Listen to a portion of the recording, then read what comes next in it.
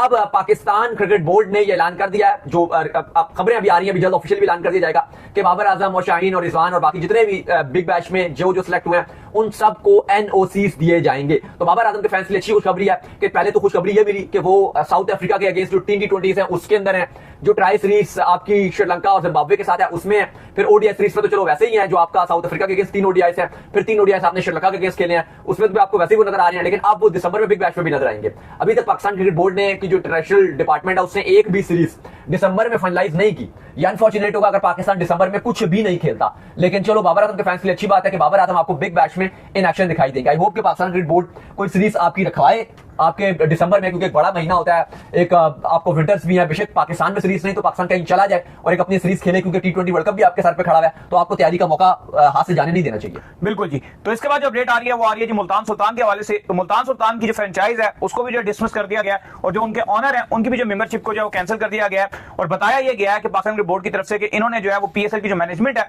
उसको जो है वो पब्लिकली जो प्लेटफॉर्म्स है वहां पर जो क्रिटिसाइज किया है, जिसके चलते इनसे ये डिमांड की गई थी कि आप इनसे जो माफी मांगिए, तभी तमाम तरह आपकी चीजों को जब बहाल किया जाएगा। जिसके ऊपर जो मुल्तान सुल्तान का जो मौकफ है वो ये आया कि भाई हमने जो है वो इतना पैसा इसके ऊपर इन्वेस्ट किया, एकेडमीज बनाई, ये बनाया वो बनाया, तो इतना तो हमारा राइट बनता था। तो इसके चलते अब दाऊद साहब क्योंकि माफी नहीं मांगी गई है तो ये चीजें खराब हो गई हैं। देखो मुल्तान सुल्तान, आपको पता है कि जो ऑनर अली तरीन वो बार बार बात कर रहे थे कि PSL नीचे गिर रहा है, PSL की मैनेजमेंट को बार बार बात कर रहे थे कि आपका जो ब्रांड है वो गिर रहा है, इसके लिए आप काम कीजिए। बिल्कुल कोई मीटिंग्स नहीं की गई हैं, हर चीज में सुस्त रवि का शिकार है।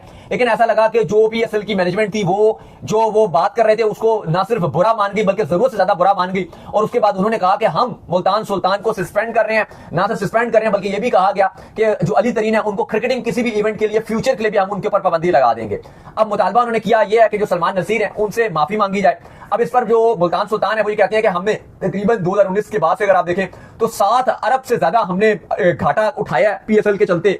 इसके अलावा हमने क्रिकेट एकेडमी और बेतहाशा पैसा क्रिकेट पे लगाया है, क्योंकि इस तरह के स्टेक होल्डर्स होते हैं जो क्रिकेट पर पैसा लगाते हैं। क्योंकि अगर आप देखो हर कोई तो इस तरह पैसा नहीं लगा पाता। अगर आप बाकी भी फ्रेंचाइज की बात करो तो सबसे जो महंगी तरीन फ्रेंचाइज है वो मुल्तान सुल्तान ही है। और अब ये कहा जा रहा है कि इनको बैन लगा दिया जाएगा या इनको आगे फ्यूचर इवेंट्स में आपको किसी भी इवेंट में पार्टिसिपेट करने से पाबंदी लगा दी जाएगी। और भी PCB ने बहुत सारे अगर आप देखो तो वो इल्जाम भी लगाए जिसका उन्होंने भी काउंटर किया। लेकिन ये चीजें इतनी अच्छी नहीं है। आई थिंक अगर क्रिटिसाइज होता है, पाकिस्तान क्रिकेट बोर्ड एक इदारा है, बहुत सारी चीजें गलत होती हैं, जब चीजें सही होती है तो हम भी बात करते हैं। और अगर कोई क्रिटिसाइज भी कर रहा है बर्दाश्त होना चाहिए आपको उसको, चाहे वो जर्नलिस्ट क्रिटिसाइज कर रहा है या कोई भी कर रहा है तो आपको सुनना चाहिए, वो आपको बर्दाश्त करनी चाहिए। इस तरह नहीं होना चाहिए। चीजों में इंप्रूवमेंट भी लानी चाहिए कि जहां पर एक फ्रेंचाइज ओनर अगर इतने ज्यादा पैसे लगा रहा है तो उसका जहां पर उसको चीज बुरी लगती है तो उसका राइट बनता है कि वो उस पर बोलेगा, तो आपको उसको हल भी करना चाहिए। ऑब्वियसली देखो सारी चीजें ठीक नहीं होती। अगर आप PSL की बात करो, अरब रुपए कहने में मुंह से आसान लगते हैं।